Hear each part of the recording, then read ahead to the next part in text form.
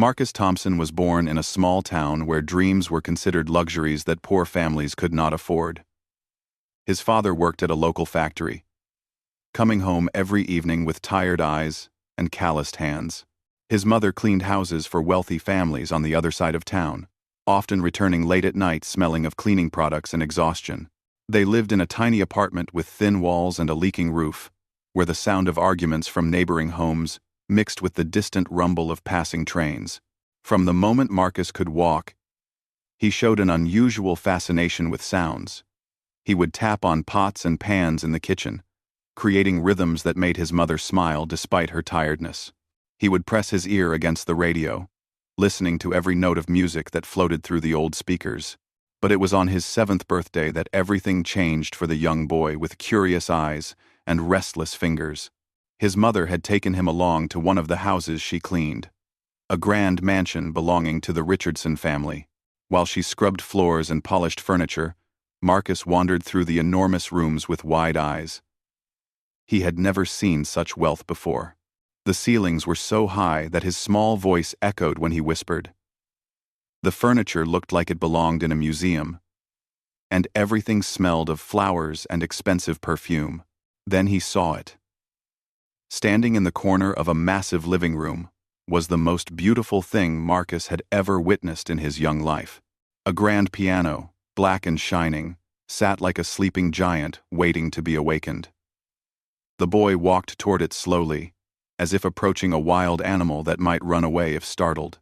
His small fingers reached out and touched the smooth surface, feeling the cool wood beneath his trembling hands. Without thinking, without permission, Marcus lifted the cover and pressed a single key. The sound that emerged was unlike anything he had ever heard. It was pure, beautiful, and it seemed to fill every corner of the enormous room. His heart began beating faster as he pressed another key, then another. Something inside him awakened at that moment, something that would define the rest of his life. Mrs. Richardson found him there, a small black boy from the poor side of town, sitting at her expensive piano with tears streaming down his face. Most wealthy people in that town would have been angry. They would have shouted at the child and complained to his mother. But Mrs. Richardson was different. She saw something in those tear-filled eyes that made her pause. She saw passion, raw and unfiltered, the kind that cannot be taught or purchased with money. She asked him why he was crying. Marcus could not explain it properly. He did not have the words to describe how the piano made him feel whole, how each note seemed to speak directly to his soul. He simply said that the piano was talking to him, and he wanted to talk back. Mrs. Richardson smiled softly and told him he could come back any time his mother was working at the house. From that day forward, Marcus lived for those moments at the Richardson mansion. While his mother cleaned, he would sit at the piano and teach himself to play. He had no teacher, no formal training, and no music sheets. He learned by listening, by experimenting, by failing countless times and trying again. His small fingers grew stronger, and his understanding of music deepened with each passing week. At school, Marcus was invisible. He was the quiet boy who sat in the back of the classroom, the one who never raised his hand or joined group activities. Other children did not bully him, but they did not include him either. He existed in a strange middle ground where nobody really saw him or cared about his existence. Teachers marked him as average in their reports, never noticing the extraordinary talent hiding behind his shy exterior. His father did not understand his obsession with music. Every evening, Marcus would tap rhythms on the dinner table, humming melodies he had created in his mind during the day. His father would tell him to stop making noise and focus on something practical. Music was not a career for people like them, he would say. Music was for rich kids with fancy schools and expensive instruments. Poor boys needed to learn trades, find steady jobs, and survive in a world that was not designed for their success. Marcus would nod silently, never arguing with his father. But late at night, when everyone was asleep, he would sneak into the bathroom and practice finger movements on the edge of the bathtub. He would close his eyes and imagine the piano keys beneath his fingers, hearing the music in his mind even though no sound filled the small room. His passion could not be diminished by his father's practical concerns or the reality of his poor circumstances. By the time Marcus turned 12, he could play complex melodies entirely by ear. Mrs. Richardson had started leaving music books near the piano for him to study. Even though she never directly handed them to him, it was their unspoken arrangement. A secret kindness that she showed to the talented boy whose mother scrubbed her floors. Marcus would devour these books, teaching himself to read music the same way he had taught himself to play. One afternoon, Mrs. Richardson's husband came home early and heard music floating through the hallways of their mansion. He followed the sound to the living room and found Marcus at the piano, completely lost in a complicated piece that would challenge most trained pianists. The man stood in the doorway for several minutes, watching the young boy's fingers dance across the keys with natural grace and power. When Marcus finally noticed the tall man standing there, he jumped from the bench in fear. He apologized repeatedly, expecting anger and punishment. But Mr. Richardson simply shook his head and asked the boy where he had learned to play like that. When Marcus explained that he had taught himself, the wealthy man could not believe it. He had paid thousands of dollars for his own children's piano lessons, and none of them played with such emotion and skill. That evening, Mr. Richardson made a phone call that would set the next chapter of Marcus's life in motion. He called the most prestigious music academy in the state and spoke to the admissions director. He described the young boy he had heard playing and asked if they would consider giving him an audition. The director was skeptical, but agreed to meet the child, mostly as a favor to the influential businessman. Marcus went to bed that night not knowing that his life was about to change forever. He did not know about the phone call or the opportunity that awaited him. He simply dreamed of piano keys and beautiful melodies, the same dreams that had filled his nights since he was 7 years old. The universe was preparing something special for him, but it would not come without struggle, rejection, and heartbreak that would test every ounce of his passion and determination. The morning of the audition arrived with gray clouds hanging low over the city. Marcus wore his only decent shirt, a white button-down that his mother had ironed 3 times to remove every wrinkle. His pants were slightly too short, revealing his worn socks and old shoes that had been polished until they shined despite their age. He looked at himself in the cracked mirror of their bathroom and took a deep breath, trying to calm the storm of emotions inside his chest. Mr. Richardson had arranged everything. He had even offered to buy Marcus new clothes for the occasion, but the boy's father had refused. Pride was one of the few things poor people could hold on to without spending money, and Marcus's father held on to his tightly. He told Mr. Richardson that his son would go to the audition as himself, not dressed up like someone he was not. If the music school wanted to judge his boy by his clothes instead of his talent, then it was not the right place for him anyway. The Westbrook Academy of Music stood like a palace at the end of a tree-lined avenue. Marcus had never seen a building so beautiful in his entire life. The walls were made of white stone that seemed to glow even under the cloudy sky. Tall windows reflected the surrounding gardens, and elegant statues of famous composers guarded the entrance like silent sentinels. Students walked across the perfectly maintained grounds, carrying instrument cases and chatting with the easy confidence that comes from wealth and privilege. Marcus felt his stomach tighten as he walked through the front doors with his mother by his side. She squeezed his hand gently, her rough palm warm against his nervous fingers. The interior of the academy was even more impressive than the outside.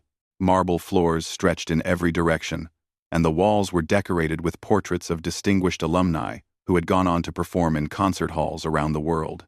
The sound of various instruments being practiced drifted through the corridors, creating a symphony of learning and ambition. The receptionist looked at Marcus and his mother with barely hidden surprise.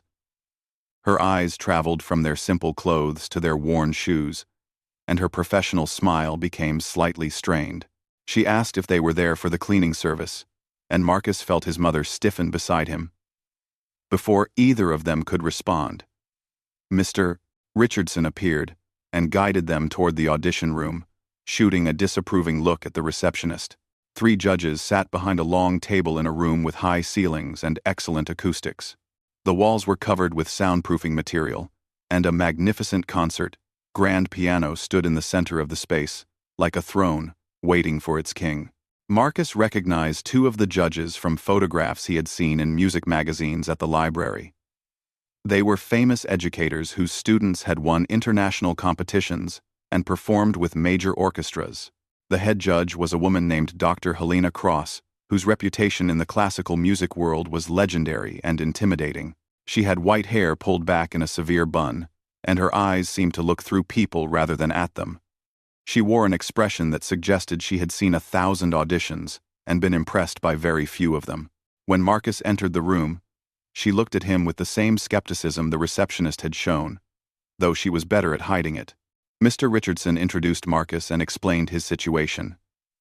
He described finding the boy at his piano and hearing him play pieces that should have been far beyond his abilities. He mentioned that Marcus had no formal training, no music education, and no background in classical performance. The judges exchanged glances that Marcus could not read, though he suspected they were not hopeful. Dr. Cross asked Marcus to approach the piano. Her voice was cold and businesslike, giving no encouragement or warmth. She told him to play whatever he had prepared for the audition.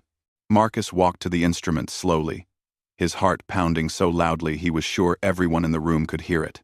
He sat on the bench and adjusted its height, feeling the smooth keys beneath his fingertips like old friends welcoming him home. He had chosen to play a piece by Chopin, a complicated nocturne that he had learned from one of the books Mrs. Richardson had left for him. He closed his eyes for a moment, blocking out the judgmental stares and the oppressive silence of the room. When he began to play, the world around him disappeared completely. The music flowed from his fingers like water from a mountain spring. Each note was precise, yet filled with emotion that seemed impossible for someone so young.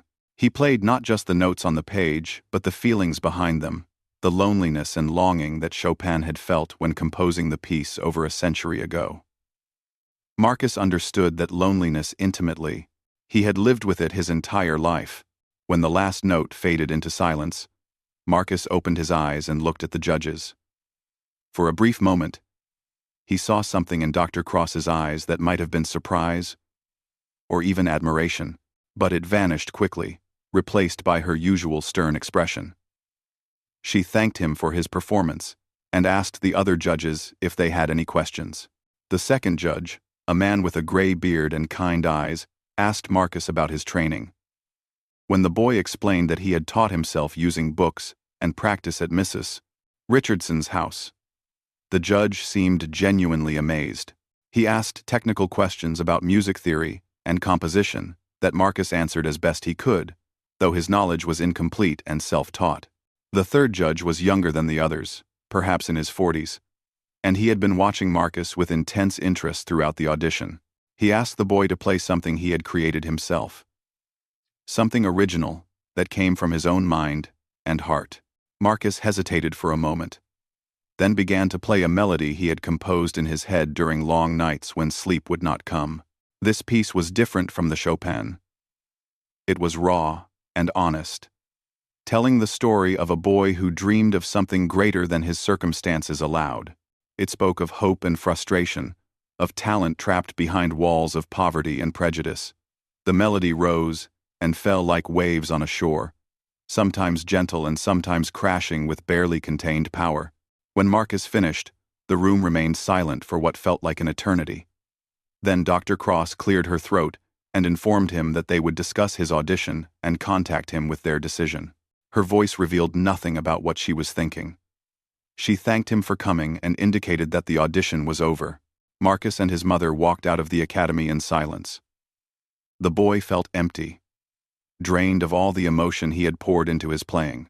He did not know if he had performed well enough or if his lack of formal training had disqualified him from consideration. His mother wrapped her arm around his shoulders and told him she was proud of him regardless of what happened. 2 weeks passed without any word from the academy. Marcus continued his routine of practicing at Mrs. Richardson's house, but his playing had lost some of its joy. The waiting was torture, filling his mind with doubts and fears that multiplied with each passing day. He began to accept that they would not choose him, that his dream of becoming a real musician would remain just that, a dream. Then the letter arrived.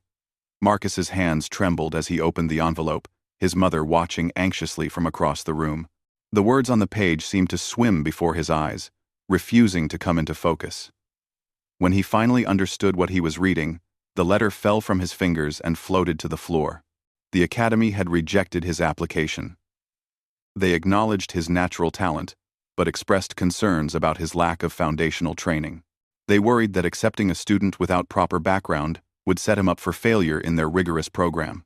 They encouraged him to seek formal instruction and perhaps reapply in a few years when he had developed proper technique.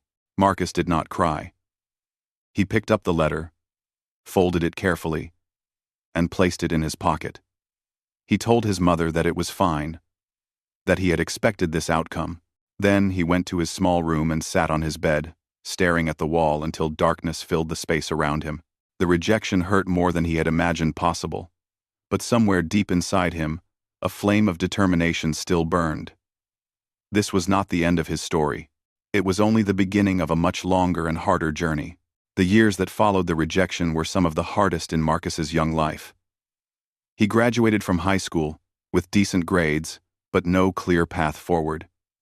College was out of the question. His family simply could not afford the tuition, and scholarships for music students required the kind of formal training and credentials he did not possess. The academy's rejection had closed doors he did not even know existed. His father found him a job at the same factory where he worked. Marcus spent his days assembling electronic components on a production line, performing the same repetitive motions for 8 hours straight. The work was mind-numbing and soul-crushing, but it paid enough to help his family survive. He gave most of his paycheck to his mother and saved what little remained.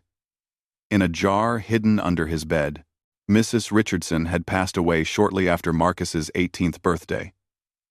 Cancer had taken her quickly, and the family sold the mansion within months of her death. The new owners had no interest in letting the cleaning lady's son play their piano. Just like that, Marcus lost his access to the instrument that had shaped his entire identity. The grief he felt was double, mourning both the kind woman who had given him his first chance and the piano that had been his voice for so many years. Marcus tried to keep his music alive in whatever ways he could. He found a beaten old keyboard at a pawn shop and bought it with 3 months of savings. The keys were stiff, and several of them produced no sound at all. But it was better than nothing. He would play late at night when his parents were asleep, using headphones so the neighbors would not complain. The music that came from that broken keyboard was a shadow of what he could create on a real piano, but it kept his skills from fading completely. He started playing at a small bar downtown, a dingy establishment where people came to drink away their troubles rather than appreciate art. The owner had an old upright piano in the corner that nobody used, and he agreed to let Marcus play on weekends in exchange for free drinks. Marcus did not care about the alcohol. He cared about having access to a real instrument, even one that was badly out of tune and missing several hammers. The bar patrons rarely paid attention to his playing. They talked loudly over his melodies, clinking glasses and laughing at jokes while he poured his heart into the keys. Sometimes drunk people would approach the piano and bang on it randomly, ruining whatever piece Marcus was performing. He learned to keep playing through these interruptions, finding a strange kind of peace in creating beauty even when no one was listening. One night, a woman sat alone at the bar, nursing a glass of wine and watching Marcus play with unusual intensity. She was perhaps 50 years old, with silver streaks in her dark hair and elegant clothes that seemed out of place in the shabby establishment. When Marcus finished his set, she approached him and introduced herself as Patricia Bloom, a music producer from the city. Patricia told Marcus that she had stumbled into the bar by accident, looking for shelter from a sudden rainstorm. She had planned to have one drink and leave, but his playing had frozen her in place. She asked him who had trained him, and Marcus gave his usual answer. He was self-taught, with no formal education and no credentials to his name. Patricia shook her head slowly, as if she could not quite believe what she was hearing. She offered Marcus a business card and told him to call her if he ever wanted to pursue music seriously. Before he could respond, she was gone, disappearing into the rainy night as suddenly as she had appeared. Marcus looked at the card for a long time, wondering if this was real or just another cruel joke from a universe that seemed determined to keep him down. He put the card in his wallet and tried not to think about it too much. Weeks passed, and Marcus did not make the call. Fear held him back. Fear of another rejection. Fear of hoping for something that would never happen. He continued working at the factory during the day and playing at the bar on weekends. His life had settled into a routine that was bearable, if not fulfilling, and part of him was afraid to disrupt that fragile stability. His father's health began to decline during Marcus's 21st year. Decades of factory work had damaged his lungs, and the doctors said there was nothing they could do except make him comfortable. Medical bills piled up, eating away at the family's meager savings and pushing them deeper into poverty. Marcus took extra shifts at the factory, working until his body ached and his mind grew numb from exhaustion. Music became his only escape from the grinding reality of his life. When his father was having a good day, Marcus would sit beside his bed and hum the melodies he had composed in his head. His father would listen quietly, and sometimes Marcus thought he saw a flicker of something in those tired eyes. Perhaps understanding, perhaps regret for all the times he had told his son to give up his foolish dreams. On the night his father died, Marcus sat alone in the hospital room and wept silently. He had never felt more alone in his entire life. His mother was inconsolable, and the weight of responsibility for their small family now rested entirely on his young shoulders. The funeral was simple and poorly attended, a reflection of the modest life his father had lived. In the weeks after the funeral, Marcus found himself thinking about Patricia Bloom's business card more and more. He had kept it all this time, tucked safely in his wallet like a secret promise. His father had spent his entire life working at a job he hated, afraid to take risks and reach for something greater. Marcus did not want to follow the same path. He did not want to die with unplayed melodies trapped inside his soul. He finally made the call on a cold Tuesday evening. Patricia answered on the third ring, and when Marcus reminded her who he was, she laughed warmly.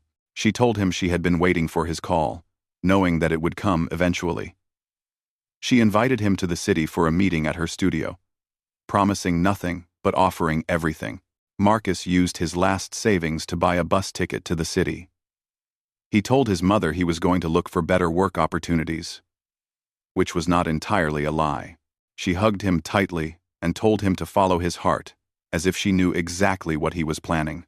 The bus ride took 6 hours, and Marcus spent every minute of it staring out the window, watching the landscape change from familiar small-town streets to towering buildings that scraped against the sky.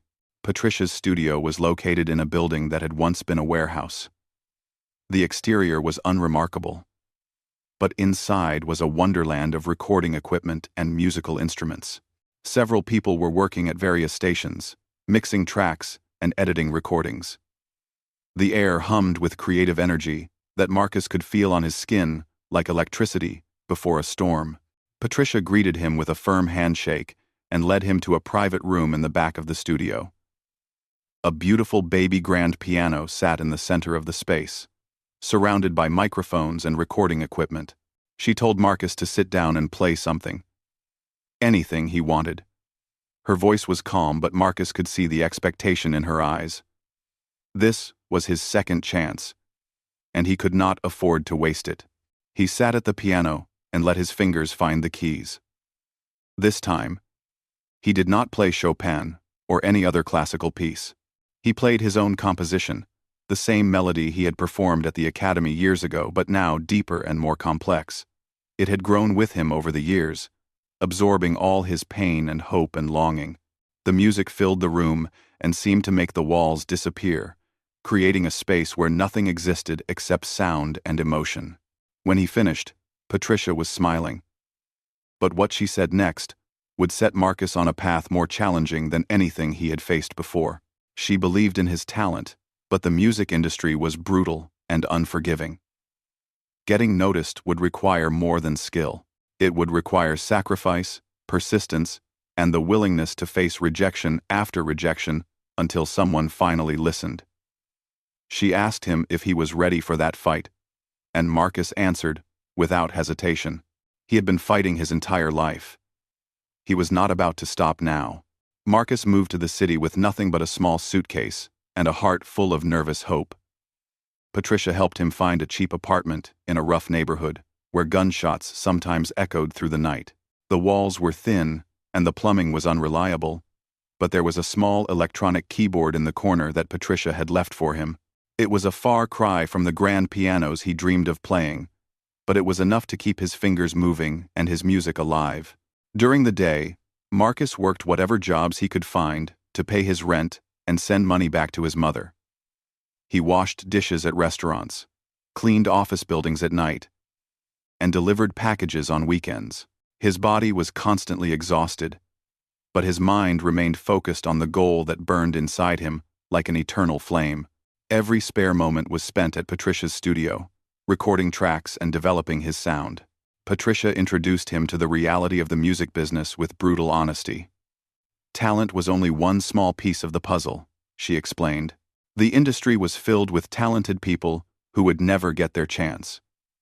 What separated the successful from the forgotten was timing, connections, and the ability to handle rejection without breaking. Marcus would need to develop a thick skin if he wanted to survive. She started sending his recordings to various venues, hoping to book him live performances where industry people might notice his gift. The responses were discouraging at first. Most venues did not respond at all, and those that did often sent polite rejections that all said the same thing. His music was interesting but not commercial enough for their audience. He lacked the name recognition needed to fill seats. Perhaps he should try smaller venues and build his following gradually.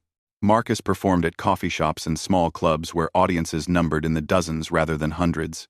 He played for tips in subway stations, his music echoing off tile walls while commuters rushed past without glancing in his direction.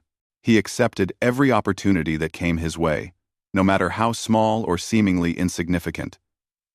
Each performance was practice, and each practice made him stronger. The rejection letters kept coming.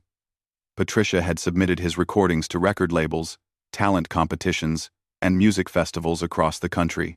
The responses formed a growing stack on Marcus's kitchen table, a paper monument to disappointment. Some letters were kind, acknowledging his talent while explaining why he was not quite right for their needs. Others were cold and impersonal, form rejections that had been sent to hundreds of aspiring artists just like him. One evening, Marcus found himself sitting alone in his apartment, staring at the latest rejection letter by the dim light of a single lamp.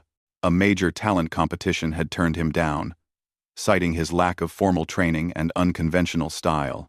The words blurred before his eyes as frustration and despair washed over him like a wave threatening to pull him under. He thought about giving up. The idea crossed his mind more often now, a dark whisper that spoke of easier paths and more realistic expectations. He could go back home, find steady work at the factory, and forget his foolish dreams of becoming a musician. Many people lived perfectly fine lives without chasing impossible goals. Maybe he was not special after all. Maybe the academy had been right to reject him all those years ago. Patricia found him in this state when she came to check on him the next morning. She took one look at his face and understood immediately what he was thinking. Instead of offering empty encouragement, she sat down beside him and shared her own story of failure and persistence. She had been rejected more times than she could count before finally breaking through as a producer. The music industry had told her she would never succeed, and she had proven them wrong through sheer, stubborn determination. She told Marcus that doubt was normal and even healthy. Every artist questioned themselves at some point in their journey.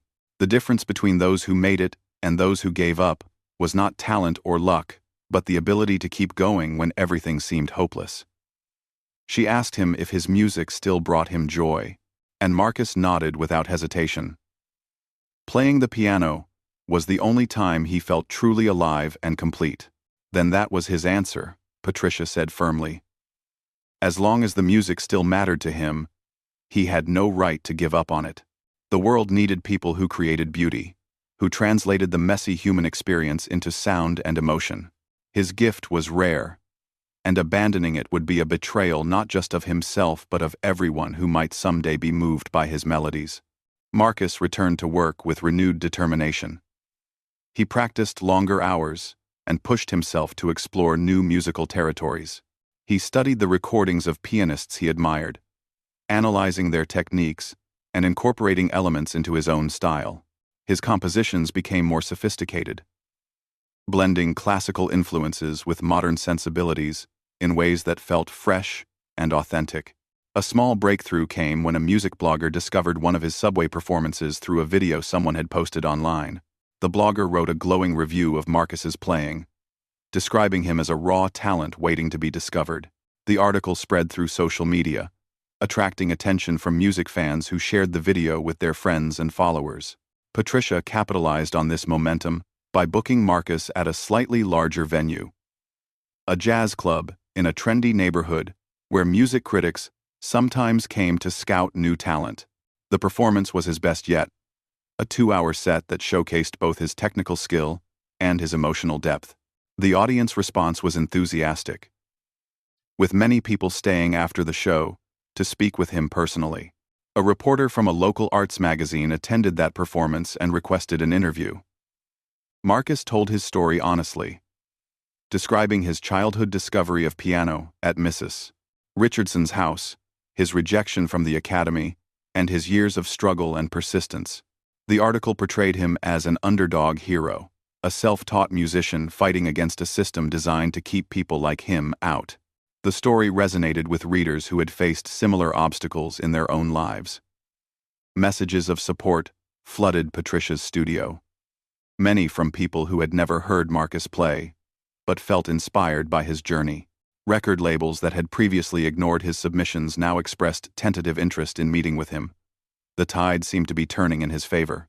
But Marcus had been disappointed too many times to celebrate prematurely. He continued working his day jobs and practicing late into the night. He knew that interest was not the same as commitment, and that the music industry was full of stories about artists who had been briefly noticed before fading back into obscurity. If he was going to succeed, he needed to be ready when his moment finally arrived. That moment came in the form of an invitation that landed in Patricia's inbox on an ordinary Wednesday afternoon. The National Piano Competition, one of the most prestigious events in classical music, was looking for unconventional performers to include in their upcoming showcase. Someone on their selection committee had seen the viral video of Marcus playing in the subway and thought he might be perfect for their new initiative, highlighting self-taught musicians. Patricia called Marcus immediately with the news. He listened in stunned silence as she explained the opportunity. The competition would be broadcast on national television, reaching millions of viewers across the country. Industry executives, concert promoters, and talent scouts would be watching. This was the chance they had been working toward, the platform that could change everything. Marcus had 1 month to prepare. 1 month to get ready for the performance that could define the rest of his life. The pressure was immense, but beneath the fear was something else. Something that felt like destiny, finally catching up with the boy who had discovered his calling at a grand piano in a rich woman's mansion. He had asked for one chance, and the universe was finally ready to give it to him. What he did with that chance would determine whether his story ended in triumph or became another cautionary tale about dreams that never quite came true. The month leading up to the competition became the most intense period of Marcus's life. Patricia arranged for him to practice on a concert grand piano at a music school that had agreed to donate studio time. The instrument was magnificent, a Steinway that responded to his touch with perfect sensitivity. After years of playing on damaged keyboards and out-of-tune bar pianos, sitting at this beautiful machine felt like coming home after a long exile. He practiced for 10 hours each day, breaking only for meals that Patricia insisted he eat, and brief periods of rest that his body desperately needed. His fingers ached, and his back screamed from the constant hunching over the keyboard. Blisters formed on his fingertips, popped, and formed again. The physical pain was secondary to his mental focus, which remained locked on the goal of delivering a perfect performance. Patricia hired a retired classical pianist named Professor Edmund Walsh to help Marcus refine his technique. The old man was gruff and demanding, pointing out flaws in Marcus's playing that nobody else had ever noticed. His criticism was relentless and sometimes harsh, but Marcus absorbed every lesson with hungry determination. He understood that Patricia had called in a significant favor to secure this coaching, and he would not waste the opportunity. Professor Walsh was initially skeptical of Marcus's abilities. He belonged to the old school of classical training, where musicians spent decades under careful instruction before attempting public performance. The idea of a self-taught pianist competing at such a high level seemed almost offensive to his understanding of the art form. But as the weeks passed and Marcus demonstrated his remarkable adaptability, the professor's skepticism transformed into genuine respect. The professor told Marcus that raw talent could only take a performer so far. What separated good musicians from great ones was the ability to communicate emotion while maintaining technical excellence. Marcus had the emotion in abundance, but his technique showed gaps that came from learning without proper guidance.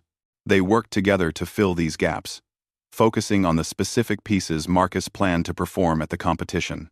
Marcus chose to open with a classical piece that would demonstrate his technical proficiency.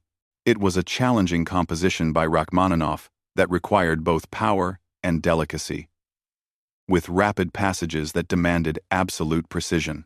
The second piece would be something by Debussy, showcasing his ability to create atmosphere and mood through subtle dynamics. For his final piece, he planned to perform his own original composition, the melody that had been growing inside him since childhood. The decision to include an original work was risky. Classical music competitions typically favored traditional repertoire, performed with technical perfection. Judges might view his composition as amateurish or self-indulgent, especially coming from someone without formal credentials. But Patricia and Professor Walsh both agreed that his original music was his greatest strength. It was what made him unique in a sea of technically proficient but emotionally vacant performers. News of Marcus's participation in the competition spread through social media channels.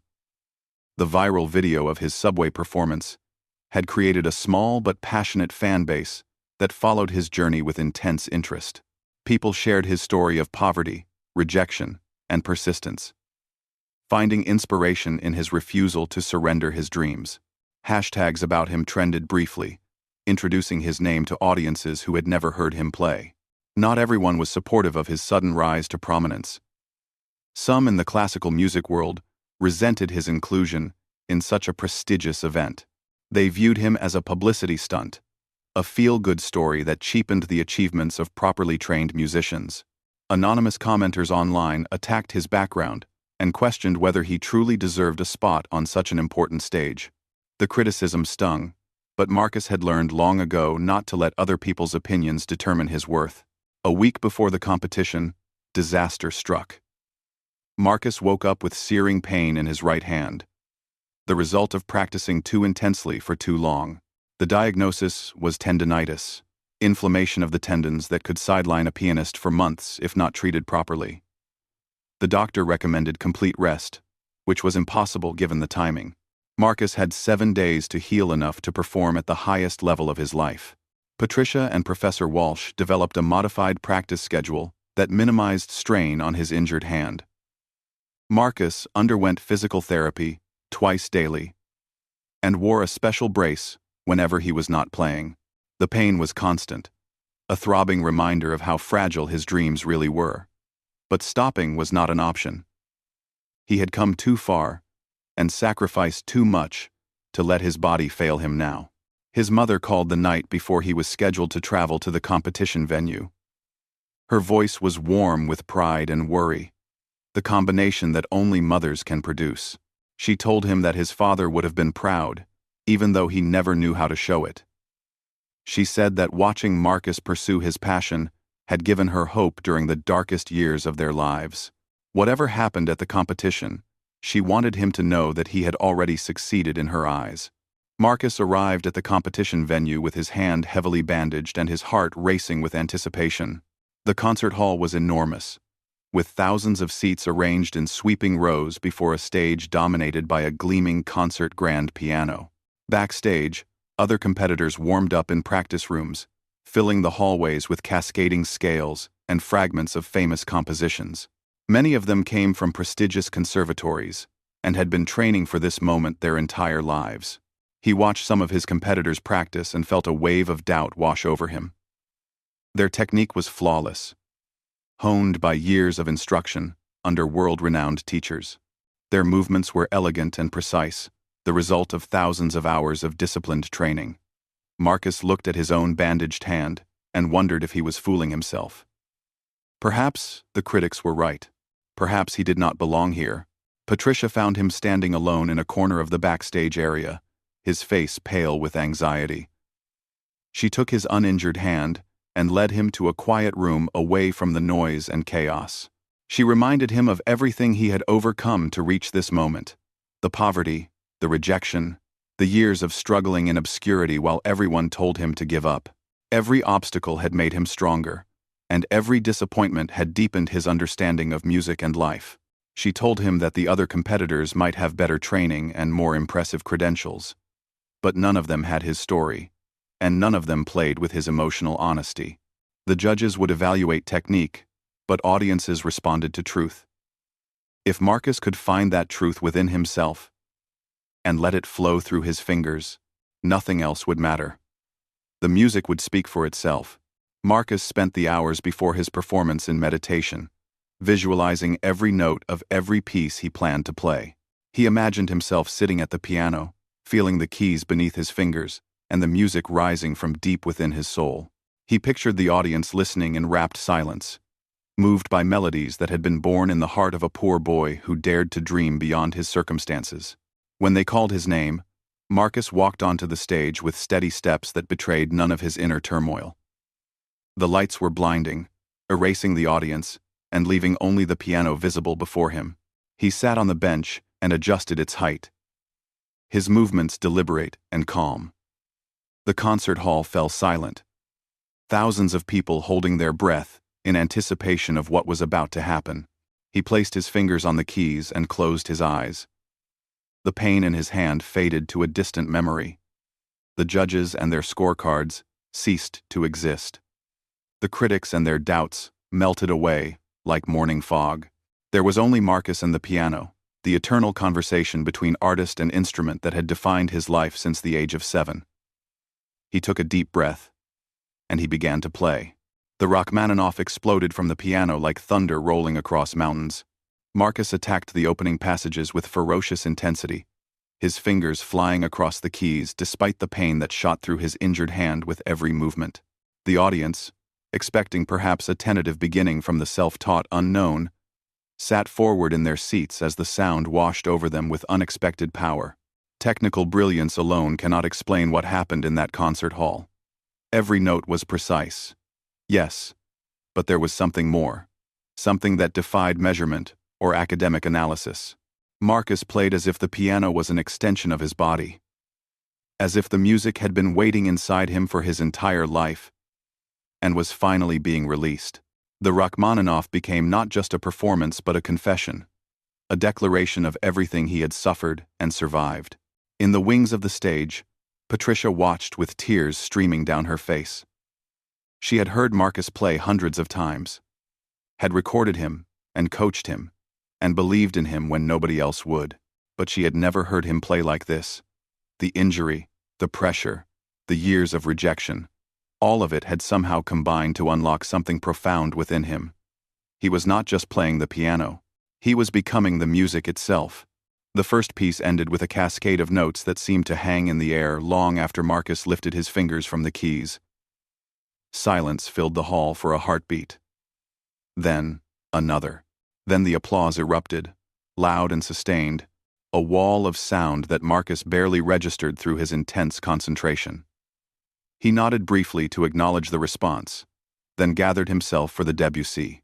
Where the Rachmaninoff had been thunder, the Debussy was moonlight on water. Marcus transformed completely. his touch becoming delicate and dreamlike. The melody floated through the concert hall like memories of happiness, bittersweet and beautiful. People in the audience closed their eyes and let themselves be carried away by currents of pure emotion that seemed to reach directly into their hearts. A woman in the third row began crying silently, reminded of her mother who had passed away the previous year. A businessman in an expensive suit felt a tightness in his chest that had nothing to do with physical health. A teenage girl who had been dragged to the competition by her parents found herself leaning forward, captivated by music she had expected to find boring. Marcus could not see any of this, but he could feel it. The connection between performer and audience was electric, a circuit of shared humanity that transcended individual experiences. The Debussy ended softly, the final notes fading like the last light of sunset. This time, the silence lasted longer, as if the audience needed a moment to return from wherever the music had taken them.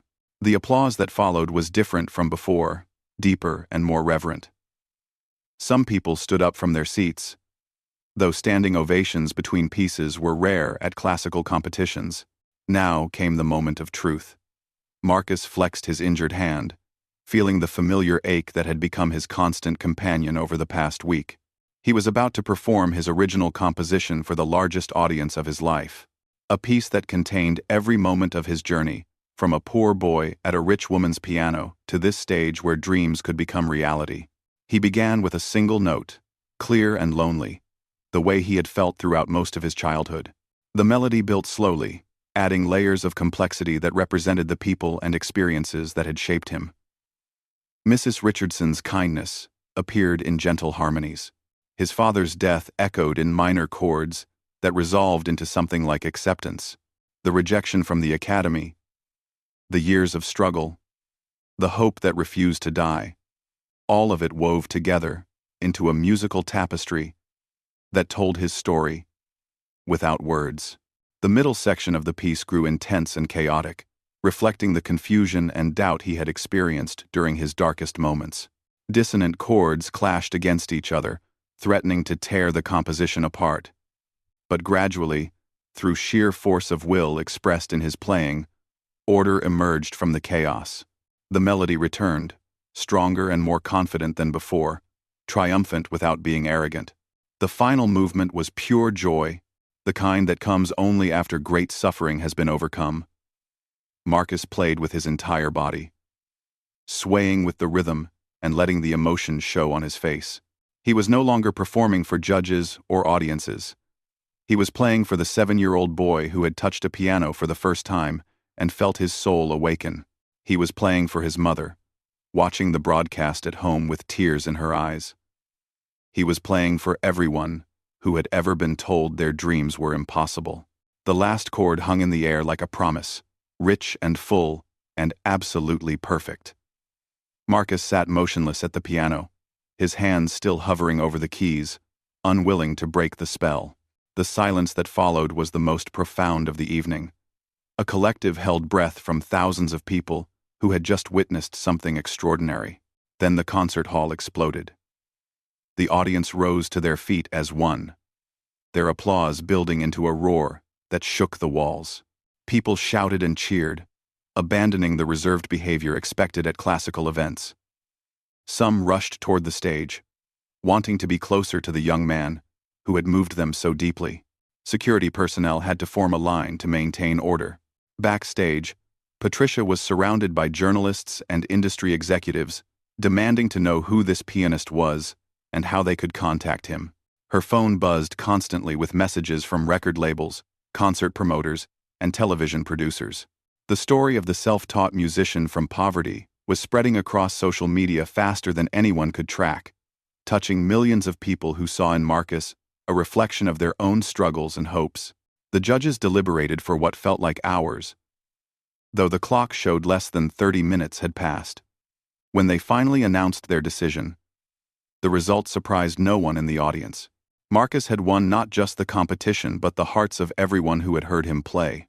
His technical scores were among the highest of the night, silencing critics who had questioned whether a self-taught performer could compete at this level. But it was the special award for artistic expression that meant the most to Marcus. The head judge, presenting the trophy, spoke about the rarity of witnessing true musical genius. She said that in 40 years of evaluating performers, she had never seen anyone communicate emotion with such raw honesty. Technique could be taught, she continued, but what Marcus possessed was a gift that no conservatory could bestow. Standing on that stage, holding the trophy that represented everything he had worked toward, Marcus thought about all the people who had told him no, the academy that had rejected his application, the venues that had refused to book him, the critics who had dismissed him as a publicity stunt. Every closed door had led him to this moment, this vindication of faith and persistence. He spoke briefly to the audience, his voice steady despite the emotions threatening to overwhelm him. He thanked Patricia for believing in him when he had stopped believing in himself. He thanked Professor Walsh for the wisdom that had refined his raw talent. He thanked his mother for the sacrifices that had made everything possible. And he thanked Mrs. Richardson, who could no longer hear him, but whose kindness had started him on this journey so many years ago. The cameras captured every moment, broadcasting his victory to millions of viewers around the world. Among those watching was Dr. Helena Cross, the judge who had overseen his rejection from the Westbrook Academy a decade earlier. She sat in her study, watching the broadcast with an expression that might have been regret, and knew that she had made a terrible mistake all those years ago. The boy she had turned away had become a man who had just proven everyone wrong. The weeks following the competition transformed Marcus's life in ways he could never have imagined. Record labels that had ignored his submissions for years now competed fiercely for his signature. Concert venues that had once rejected him offered premium dates and favorable terms. Magazine covers featured his face alongside headlines, proclaiming him the most exciting new voice in classical music. The boy from poverty had become a global phenomenon. Marcus signed with a respected label that promised artistic freedom and fair compensation. His first album was recorded at a world-class studio in the city, using equipment and engineers that would have seemed like fantasy just months earlier. The recording sessions were intense but joyful, a celebration of everything he had worked toward. When the album was released, it debuted at the top of classical charts and received critical acclaim that surpassed even his most optimistic expectations. Concert tours followed, taking Marcus to stages he had only dreamed of playing. Symphony halls in major cities filled with audiences eager to experience the pianist whose story had inspired millions. He played at venues across the country and eventually around the world, from London to Tokyo to Sydney. Each performance was a gift he gave to audiences who had embraced him with open hearts and unwavering support. The financial success allowed Marcus to move his mother out of the small apartment where she had lived her entire life. He bought her a comfortable house in a safe neighborhood, with a garden where she could grow flowers and a kitchen large enough for the family gatherings she had always wanted to host. She cried when she first saw it, overwhelmed by the reality that her son had made their impossible dreams come true. Marcus never forgot where he came from, or the struggles that had shaped him. He established a foundation to provide musical education to children from disadvantaged backgrounds, determined to ensure that talent would never be wasted simply because of poverty. The foundation funded instruments, lessons, and scholarships for young people who showed promise but lacked resources. Within a few years, it had helped hundreds of aspiring musicians begin their journeys. He returned to his hometown for a special concert, playing at a newly renovated community center that his foundation had helped build. The event was free to attend, and every seat was filled with people from the neighborhood where he had grown up. Many remembered him as the quiet boy who worked at the factory, the one nobody expected to amount to anything special. Now, they watched him perform, with tears of pride and amazement. Dr. Helena Cross, the judge who had rejected him from the Westbrook Academy, reached out through professional channels to request a meeting. Marcus agreed, curious about what she might have to say after all these years. They met in her office at the academy, surrounded by photographs and awards that documented her distinguished career in music education. She apologized directly and without excuse for the decision that had closed doors in his face during such a vulnerable time of his life. She explained that she had followed protocol and conventional wisdom, never imagining that a self-taught student could achieve what Marcus had accomplished. His success had challenged everything she thought she knew about musical training and talent development. She asked if there was anything she could do to make amends. Marcus told her that he had made peace with the rejection long ago. It had hurt terribly at the time, but the pain had pushed him to work harder and believe in himself more fiercely. Perhaps success had come despite the rejection, or perhaps it had come because of it. Either way, he bore no ill will toward her or the academy. The past could not be changed, but the future was still being written. He asked if the academy would consider partnering with his foundation to create scholarships for non-traditional students. The proposal surprised Dr. Cross, who had expected anger, or at least resentment. Instead, Marcus was offering reconciliation and collaboration, turning a painful chapter of his history into an opportunity for positive change. She agreed immediately, and the partnership became one of the Foundation's most successful initiatives. Marcus continued to evolve as an artist, exploring new musical territories while maintaining the emotional honesty that defined his playing. He collaborated with musicians from different genres, finding common ground between classical traditions and contemporary styles. His second album incorporated elements of jazz and world music, earning both commercial success and critical praise for its innovative approach. The accolades accumulated over the following years: major awards in classical music, honorary degrees from prestigious institutions, invitations to perform at events attended by world leaders and cultural icons. Marcus accepted these honors gracefully while remaining grounded in the values his mother had instilled in him. Fame and wealth were pleasant byproducts of doing what he loved, not goals in themselves. He found love unexpectedly, meeting a cellist named Sarah at a charity concert where they both performed. Their connection was immediate and deep, built on shared passion for music and similar experiences of overcoming obstacles to pursue their dreams. They married in a small ceremony attended by family and close friends, with Marcus composing a new piece specifically for the occasion. The composition he played at his wedding became perhaps his most beloved work, a meditation on love and gratitude that seemed to capture everything beautiful about the human heart. It was later recorded and released as a single, becoming a popular choice for weddings around the world. Every time someone walked down an aisle to his music, Marcus felt connected to the universal experiences of joy and hope that made life meaningful. Years passed, and Marcus's reputation grew into legend. He became known not just for his playing, but for his generosity and commitment to helping others discover their potential. Young musicians sought his advice and mentorship, and he gave freely of his time and wisdom. He remembered what it felt like to have no guidance and no connections, and he was determined to be the mentor he had never had. On the 20th anniversary of his competition victory, a documentary was released chronicling his journey from poverty to prominence. The film included interviews with Patricia, Professor Walsh, his mother, and many others who had played roles in his story. Footage of his early performances was contrasted with recent concerts, showing his growth as an artist while highlighting the consistent emotional truth that had always characterized his playing. The documentary ended with Marcus returning to the spot where Mrs. Richardson's mansion had once stood.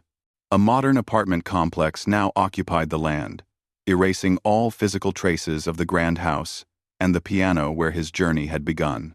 He stood on the sidewalk, remembering the day he had first touched those keys as a 7-year-old boy with no idea what lay ahead. A reporter asked him what advice he would give to young people facing similar obstacles. Marcus thought for a moment before responding. He said that talent means nothing without persistence, and persistence means nothing without faith. The world would always have doubters and gatekeepers who told dreamers their goals were impossible. The only response was to keep playing, keep creating, keep believing in the music that lived inside every human heart. He looked directly into the camera and spoke to everyone watching who had ever been told they were not good enough. He told them that rejection was not the end of their story but merely a chapter in a longer journey. He told them that the melody they carried within themselves was worth fighting for, worth sacrificing for, worth every moment of struggle and doubt. He told them that one day, when they least expected it, their chance would come. And when it did, they would be ready. The documentary faded to black on a final shot of Marcus at his piano, playing the composition that had won him the competition so many years ago. The music floated through speakers in homes around the world, touching hearts and inspiring dreams in a new generation of artists who would carry his legacy forward. His story had become more than just his own. It belonged now to everyone who refused to let their circumstances define their destiny. In the end, Marcus Thompson had asked for just one chance. They had all denied him, again and again, until his piano melody silenced every doubter and proved that the greatest music comes not from privilege or training, but from the unbreakable human spirit that refuses to stop singing.